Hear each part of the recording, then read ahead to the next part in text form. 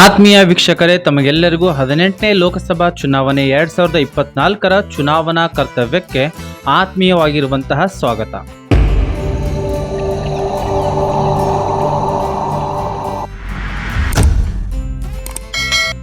ತಾವೆಲ್ಲರೂ ಚೆನ್ನಾಗಿದ್ದೀರಾ ಅಂತ ನಾನು ಭಾವಿಸ್ಕೊಳ್ತಾ ಇದ್ದೀನಿ. ಹಾಗೂ ಹಿಂದಿನ 2 ವಿಡಿಯೋಗಳನ್ನು ನೋಡಿ ಅದನ್ನು ಸಂಪೂರ್ಣವಾಗಿ ಅರ್ಥ ಮಾಡಿಕೊಂಡಿದ್ದೀರಿ ಅಂತ ನಾನು ತಿಳ್ಕೊಂಡಿದ್ದೀನಿ. ಈ ವಿಡಿಯೋ ಕೂಡ ಕೊನೆವರೆಗೂ ಕೂಡ ತಪ್ಪದೆ ಸ್ಕಿಪ್ ಮಾಡದೆ ವೀಕ್ಷಿಸಿ, ಏಕೆಂದರೆ ಈ ವಿಡಿಯೋ ಬಹಳಷ್ಟು ಇಂಪಾರ್ಟೆಂಟ್ ಆಗಿರುವಂಥದ್ದು. ಏಕೆಂದರೆ ಈ ಒಂದು ವಿಡಿಯೋದಲ್ಲಿ ನಾವು EVM ಕನೆಕ್ಷನ್ ಅನ್ನು ಯಾವ ತರಹ ಮಾಡಬೇಕು, ಮಾಕ್ ಪೋಲ್ ಸಂಪೂರ್ಣ ಪ್ರೊಸೀಜರ್ ಯಾವ ಥರ ಇರಲಿದೆ, ಕಂಟ್ರೋಲ್ ಯೂನಿಟ್ ಅನ್ನು ಯಾವ ಥರ ಸೀಲ್ ಮಾಡಬೇಕು ಎನ್ನುವುದನ್ನು ಸಂಪೂರ್ಣವಾಗಿ ಅತಿ ಮುಖ್ಯವಾಗಿರುವಂಥ ವಿಡಿಯೋ. ಇದರಲ್ಲಿ ನಾವು ಅದೆಲ್ಲವನ್ನು ತಿಳಿದುಕೊಳ್ಳೋಣ. ಆತ್ಮೀಯರೇ, ಮೊಟ್ಟ ಮೊದಲನೇದಾಗಿ ನಾವು ನೋಡುವುದಾದರೆ EVM ಕನೆಕ್ಷನ್ ಬಗ್ಗೆ ನಮಗೆ ಈಗಾಗಲೇ ಗೊತ್ತಿದೆ. ಪ್ರಸ್ತುತ ಚುನಾವಣೆಯಲ್ಲಿ M3 ಮಷಿನ್ಗಳನ್ನು ಅಂದರೆ ಮಷಿನ್ 3ಗಳನ್ನು ಬಳಸ್ತಾ ಇದ್ದಾರೆ. M3 ಮಷಿನ್ಗಳಲ್ಲಿ ಗರಿಷ್ಠವಾಗಿ 24 ಬ್ಯಾಲೆಟ್ ಯೂನಿಟ್ಗಳನ್ನು ಬಳಸಬಹುದು. ಜೊತೆಗೆ ಇಲ್ಲಿ VSDU ಅವಶ್ಯಕತೆ ಇರುವುದಿಲ್ಲ. ಇಲ್ಲಿ ಮುಖ್ಯವಾಗಿ ಬ್ಯಾಲೆಟ್ ಯೂನಿಟ್, ಕಂಟ್ರೋಲ್ ಯೂನಿಟ್ ಹಾಗೂ ವಿಪ್ಯಾಟ್ಗಳನ್ನು ಬಳಸ್ಕೊಂಡಿರ್ತೀವಿ. ಎಲ್ಲ ಮೂರನ್ನು ಸೇರಿಸಿ EVM ಅಂತ ನಾವು ಕರಿತೀವಿ. ಮೊಟ್ಟ ಮೊದಲನೇದಾಗಿ ಇದನ್ನು ಕನೆಕ್ಷನ್ ಮಾಡಲಿಕ್ಕೆ ಒಂದು ಸೂತ್ರವನ್ನು ನೆನಪಿಟ್ಟುಕೋಬೇಕು. ಅದೇನೆಂದರೆ BVC ಅಥವಾ ಸರಳವಾಗಿ ಬಂಧು ಓಟ್ ಮಾಡು ಚೆನ್ನಾಗಿ. ಈ ಪ್ರಕಾರ ನಮ್ಮ ಕನೆಕ್ಷನ್ ಮಾಡಬೇಕು. ಇಲ್ಲಿ ಬಂಧು ಅಂದರೆ B ಇಂದ ಸ್ಟಾರ್ಟ್ ಆಗ್ತದೆ. ಬಂಧು ಅಂದರೆ ಬ್ಯಾಲೆಟ್ ಯೂನಿಟ್. ಓಟ್ ಮಾಡು ಚೆನ್ನಾಗಿ, V ಏನಾಗ್ತದೆ VVಪ್ಯಾಟ್ಲಿಂದ ಸ್ಟಾರ್ಟ್ ಆಗ್ತದೆ. ಚೆನ್ನಾಗಿ C ಇಂದ ಸ್ಟಾರ್ಟ್ ಆಗ್ತದೆ. ಸೊ ಬ್ಯಾಲೆಟ್ ಯೂನಿಟ್, VVಪ್ಯಾಟ್ ಹಾಗೂ ಕಂಟ್ರೋಲ್ ಯೂನಿಟ್. ಬ್ಯಾಲೆಟ್ ಯೂನಿಟ್ ಹಾಗೂ ವಿಪ್ಯಾಟ್ಗಳಿಗೆ ಮಾತ್ರ ಬಾಲವಿರ್ತದೆ. ಬಾಲ್ ಅಂದರೆ ಕೇಬಲ್ ಇರ್ತದೆ. ಅದು ಆಲ್ರೆಡಿ ಪ್ರೀ ಕನೆಕ್ಟೆಡ್ ಇರುತ್ತೆ. ಸಿ ಯು ಅಂದರೆ ಕಂಟ್ರೋಲ್ ಯೂನಿಟ್ಗೆ ಯಾವುದೇ ಥರನಾಗಿರ್ತಕ್ಕಂತಹ ಕೇಬಲ್ ಇರುವುದಿಲ್ಲ. ಕನೆಕ್ಷನನ್ನು ಪ್ರಾರಂಭಿಸುವುದು ಬ್ಯಾಲೆಟ್ ಯೂನಿಟ್ನಿಂದ ನಾವು ಕನೆಕ್ಷನನ್ನು ಪ್ರಾರಂಭಿಸಬೇಕು. ಬ್ಯಾಲೆಟ್ ಯೂನಿಟ್ನಲ್ಲಿರ್ತಕ್ಕಂತಹ ಆ ಒಂದು ಕೇಬಲನ್ನು ತೆಗೆದುಕೊಂಡು ಹೋಗಿ ವಿಪ್ಯಾಟ್ ಹಿಂದ್ಗಡೆ ಇರುವಂತಹ ಕನೆಕ್ಷನ್ ಕೊಡಲಿಕ್ಕೆ ಒಂದು ಸ್ವಿಚ್ಚನ್ನು ಕೊಟ್ಟಿರ್ತಾರೆ. ಅಲ್ಲಿ ರೆಡ್ ಹಾಗೂ ಬ್ಲ್ಯಾಕ್ ಕಲರ್ ಕಾಂಬಿನೇಷನ್ ಇರ್ತದೆ. ಅದೇ ಥರ ಸೇಮ್ ಕಾಂಬಿನೇಷನ್ ಇರುವಂತನೇ ಸೇಮ್ ಮ್ಯಾಚ್ ಮಾಡಿನೇ ಹಿಂದ್ಗಡೆ ಈ ಕ್ಲಚ್ಚನ್ನು ನಾವು ಏನು ಮಾಡಬೇಕು, ಇನ್ಸರ್ಟ್ ಮಾಡಬೇಕು. ಇಲ್ಲಿ ಟಕ್ ಟಕ್ ಅಂತ 2 ಸಲ ಸೌಂಡ್ ಬರಲೇಬೇಕು. ಅದು ಕರೆಕ್ಟಾಗಿ ಫಿಟ್ ಆಗಿರ್ತದೆ.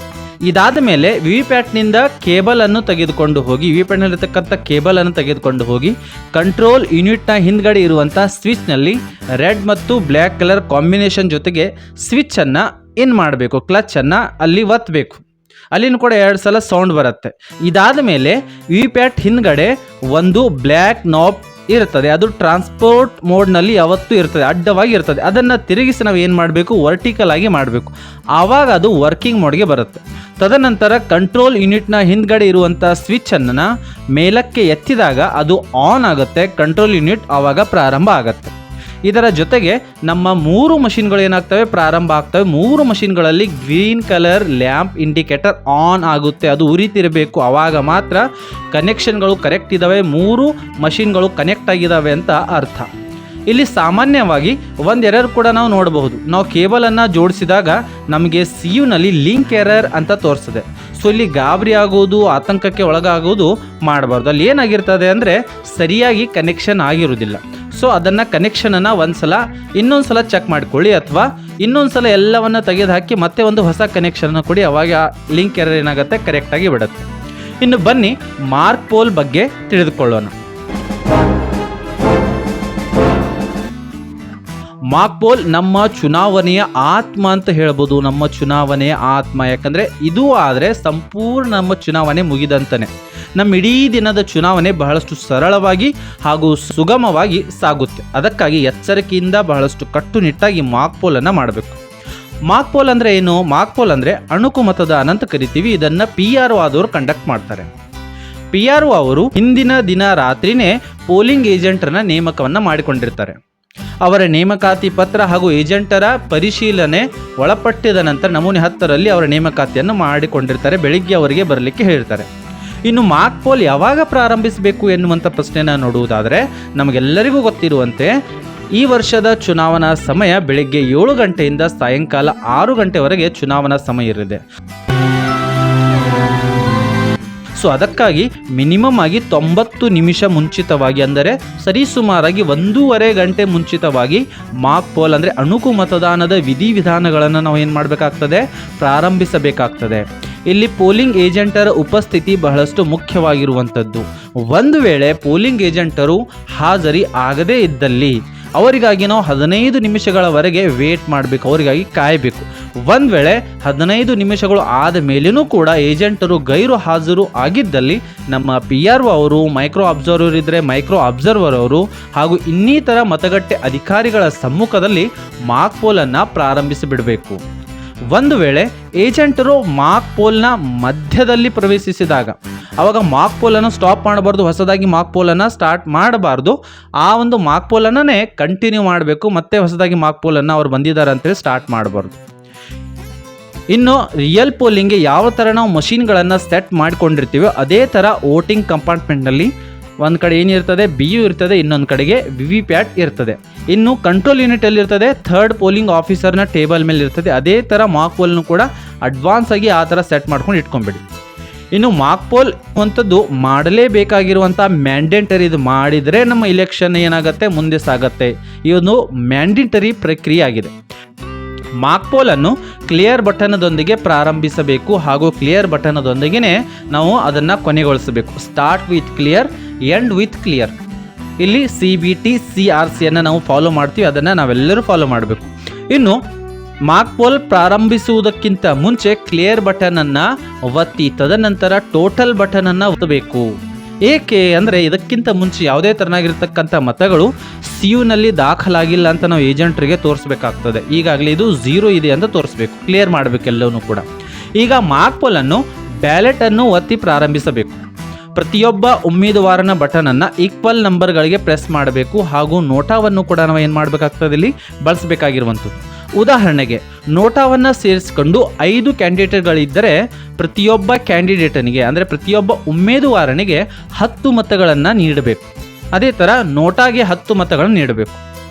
ಇನ್ನು ಒಂದು ವೇಳೆ ಬೆಸ ಸಂಖ್ಯೆ ಆಗಿದ್ದರೆ 7 ಆಗಿದ್ದರೆ 9 ಆಗಿದ್ದರೆ 11 ಆಗಿದ್ದರೆ 13 ಆಗಿದ್ದರೆ ಅವಾಗ ಏನು ಮಾಡಬೇಕು, ಆಡ್ ನಂಬರ್ ಇದ್ದಾಗ ಏನು ಮಾಡಬೇಕು, ಎಲ್ಲ ಕ್ಯಾಂಡಿಡೇಟ್ಗಳಿಗೆ ಸರಿ ಸಮಾನವಾಗಿರುವಂಥ ಮತಗಳನ್ನು ಹಾಕಬೇಕು.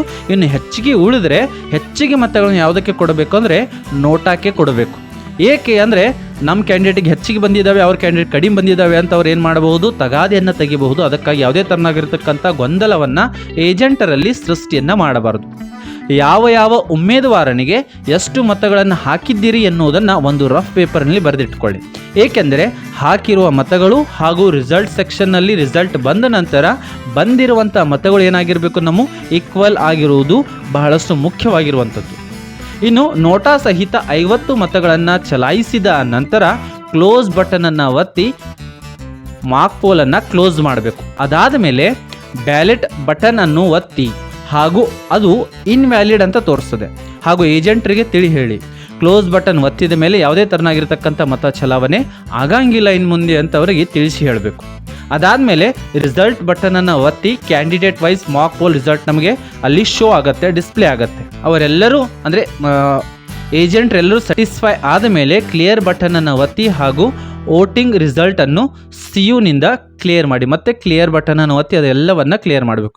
ಇದೆಲ್ಲ ಆದಮೇಲೆ PRO ಆದವರು ಮಾಕ್ ಪೋಲ್ ಸರ್ಟಿಫಿಕೇಟನ್ನು ರೆಡಿ ಮಾಡ್ಕೊಳ್ಬೇಕು ಹಾಗೂ ಈ ಸರ್ಟಿಫಿಕೇಟ್ ಮೇಲೆ ಪೋಲಿಂಗ್ ಏಜೆಂಟರ ಸಹಿಯನ್ನು ತಪ್ಪದೇ ತೆಗೆದುಕೊಳ್ಳಬೇಕು. ತದನಂತರ VVPATನ ಡ್ರಾಪ್ ಬಾಕ್ಸ್ ಏನಿರ್ತದೆ ಆ ಡ್ರಾಪ್ ಬಾಕ್ಸ್ನಲ್ಲಿ ಇರುವಂಥ 50 ನಾವು ಏನು ವೋಟಿಂಗ್ ಮಾಡ್ತೀವಿ ಆ 50 ಸ್ಲಿಪ್ಗಳು ಹಾಗೂ ಪ್ಲಸ್ 7 ಸ್ಲಿಪ್ಗಳು ಎದುರು ಇರ್ತವೆ. ಅಂದರೆ VVPAT CU ಹಾಗೂ BUನ ಸ್ಟೇಟಸನ್ನು ತೋರಿಸಲಿಕ್ಕೆ ಫ್ರೀಯಾಗಿ 7 ಒಂದು ಸ್ಲಿಪ್ಗಳು ಬಿದ್ದುಕೊಂಡಿರ್ತವೆ. ಸೊ ಒಟ್ಟಾಗಿ 57 ಸ್ಲಿಪ್ಗಳನ್ನು ನಾವು ಆ ಒಂದು ಡ್ರಾಪ್ ಬಾಕ್ಸ್ನಿಂದ ಕಲೆಕ್ಟ್ ಮಾಡಬೇಕು. ಈ 57 ಸ್ಲಿಪ್ಗಳನ್ನು ಕಂಪಾರ್ಟ್ಮೆಂಟ್ನಿಂದ ತೆಗೆದು ಅದರ ಹಿಂದೆ ಮಾಕ್ ಪೋಲ್ ಅಂತ ಸೀಲ್ ಇರ್ತದೆ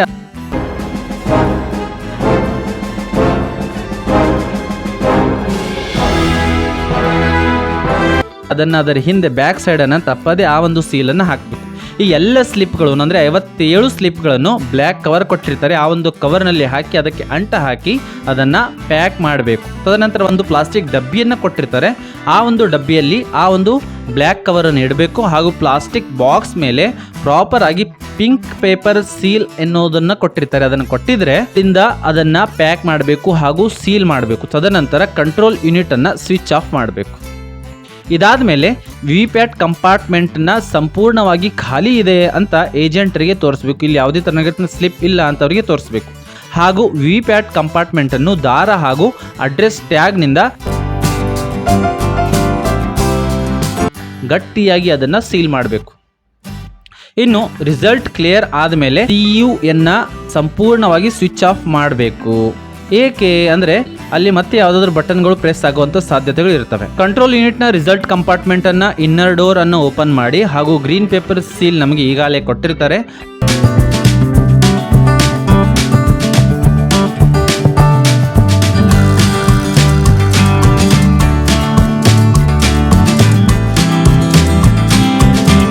ಆ ಒಂದು ಗ್ರೀನ್ ಸೀಲನ್ನು ಕೊಟ್ಟಿರುವಂಥ ಫ್ರೇಮ್ನಲ್ಲಿ ಹಾಕಬೇಕು. ಗ್ರೀನ್ ಪೇಪರ್ ಸೀಲ್ ಮೇಲೆ PRO ಹಾಗೂ ಏಜೆಂಟರ ಸಹಿಯನ್ನು ಕಂಪಲ್ಸರಿಯಾಗಿ ತೆಗೆದುಕೊಳ್ಳಿ. ಈ ಗ್ರೀನ್ ಪೇಪರ್ ಸೀಲ್ ಮೇಲೆ A ಮತ್ತು B ಅಂತ 2 ಎಂಡ್ಗಳು ಇರ್ತವೆ. A ಎಂಡನಿಂದ ನಾವು ಅದನ್ನು ಏನು ಮಾಡಬೇಕು, ಇನ್ಸರ್ಟ್ ಮಾಡ್ತಾ ಇರಬೇಕು. ಹಾಗೂ ಇನ್ನರ್ ಡೋರ್ನಲ್ಲಿ 2 ಕಿಟಕಿಗಳನ್ನು ನಾವು ಕಾಣ್ತೀವಿ. ಆ ಕಿಟಕಿಗಳ ಮೇಲೆ ಮೇಲಿನ ವಿಂಡೋದಲ್ಲಿ ಗ್ರೀನ್ ಕಲರ್ ಕಾಣ್ತಾ ಇರಬೇಕು ಹಾಗೂ ಕೆಳಗಿನ ವಿಂಡೋದಲ್ಲಿ ನಮಗೆ ರೆಡ್ ಕಲರ್ ಕಾಣ್ತಾ ಇರಬೇಕು. ಆ ಥರ ಆ ಒಂದು ಗ್ರೀನ್ ಪೇಪರ್ ಸೀಲನ್ನು ಸೆಟ್ ಮಾಡಿಕೊಂಡು ಫಿಕ್ಸ್ ಮಾಡಬೇಕು. ಜೊತೆಗೆ ಗ್ರೀನ್ ಪೇಪರ್ ಸೀಲ್ನ ಕ್ರಮ ಸಂಖ್ಯೆ ಸೀರಿಯಲ್ ನಂಬರನ್ನು ತಪ್ಪದೇ ನಾವು ಏನು ಮಾಡಬೇಕು, ಬರೆದಿಟ್ಕೊಳ್ಳಲೇಬೇಕು. ಅದಾದಮೇಲೆ ರಿಸಲ್ಟ್ ಸೆಕ್ಷನ್ಗೆ ಬಂದುಬಿಡಬೇಕು. ರಿಸಲ್ಟ್ ಸೆಕ್ಷನ್ ಕಂಪಾರ್ಟ್ಮೆಂಟನ್ನು ಕ್ಲೋಸ್ ಮಾಡಬೇಕು. ಇನ್ನು ರಿಸಲ್ಟ್ ಸೆಕ್ಷನ್ನ ದಾರ ಹಾಗೂ ಸ್ಪೆಷಲ್ ಟ್ಯಾಗ್ಗಳನ್ನು ಬಳಸಿ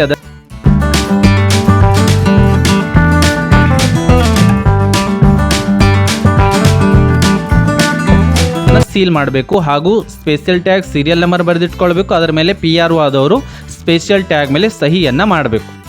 ಸ್ಪೆಷಲ್ ಟ್ಯಾಗ್ ಯಾವ ಥರ ಫಿಕ್ಸ್ ಮಾಡಬೇಕು ಅಂದರೆ ಕ್ಲೋಸ್ ಬಟನ್ ನಮಗೆ ಒಳಗಡೆ ಕಾಣ್ತಾ ಇರಬೇಕು. ಆ ಒಂದು ಕ್ಲೋಸ್ ಬಟನ್ ನಮಗೆ ಕಾಣ್ತಾ ಇರಬೇಕು. ಏಕೆಂದರೆ ಮತದಾನದ ಕೊನೆಗೆ ತದನಂತರ ಮತದಾನದ ಮುಕ್ತಾಯದ ನಂತರ ಕ್ಲೋಸ್ ಬಟನನ್ನು ಒತ್ತುವ ಹಾಗೆ ಒಂದು ಕ್ಲೋಸ್ ಬಟನ್ ನಮಗೆ ಕಾಣ್ತಾ ಇರಬೇಕು. ಆ ಥರ ಅದನ್ನು ಫಿಕ್ಸ್ ಮಾಡಬೇಕು. ತದನಂತರ ರಿಸಲ್ಟ್ ಸೆಕ್ಷನ್ನ ಔಟರ್ ಡೋರನ್ನು ಅಂದರೆ ಹೊರಗಿನ ಡೋರನ್ನು ಕ್ಲೋಸ್ ಮಾಡಿ ಅದರ ಮೇಲೆ ನಾವು ಏನು ಮಾಡಬೇಕು ಅಂದರೆ ಗ್ರೀನ್ ಪೇಪರ್ ಸೀಲ್ ಕಾಣುವಂತೆ ಅಡ್ಜಸ್ಟ್ ಮಾಡ್ಕೊಂಡು ಇಟ್ಕೋಬೇಕು. ಔಟರ್ ಡೋರ್ ಮೇಲೆ ಅದನ್ನು ಪೇಸ್ಟ್ ಮಾಡಬೇಕು. ಅದಾದ ಮೇಲೆ B ಪೋರ್ಷನ್ ಮೇಲೆ ವ್ಯಾಕ್ಸ್ ಇರ್ತದೆ. ಆ ವ್ಯಾಕ್ಸನ್ನು ರಿಮೂವ್ ಮಾಡಿ ಅದನ್ನು ಕೂಡ ಪೇಸ್ಟ್ ಮಾಡಬೇಕು. ಇಲ್ಲಿ B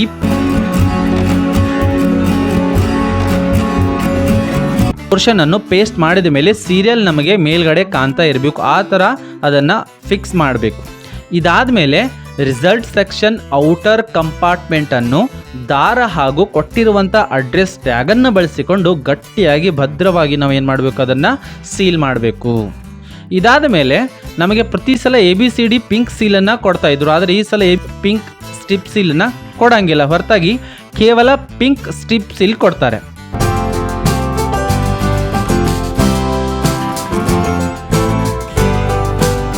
ಅದರಲ್ಲಿ 2 ಭಾಗಗಳಿರ್ತವೆ. ಒಂದರಲ್ಲಿ 2 ಭಾಗಗಳು ಇರ್ತವೆ. ಆ ಒಂದು ಭಾಗದ ಸ್ಟಿಕ್ಕರನ್ನು ತೆಗೆದು ಬ್ಲೂ ಮತ್ತು ವೈಟ್ ಮೇಲೆ ಅರ್ಧ ಬರುವ ಹಾಗೆ ಅಂದರೆ ಬ್ಯಾಲೆಟ್ ಸೆಕ್ಷನ್ ಹಾಗೂ ರಿಸಲ್ಟ್ ಸೆಕ್ಷನ್ ಮೇಲೆ ಅರ್ಧ ಕವರ್ ಆಗಿರಬೇಕು. ಈ ಥರ ಚಿತ್ರದಲ್ಲಿ ಕಾಣ್ತಾ ಇರ್ಬೋದು.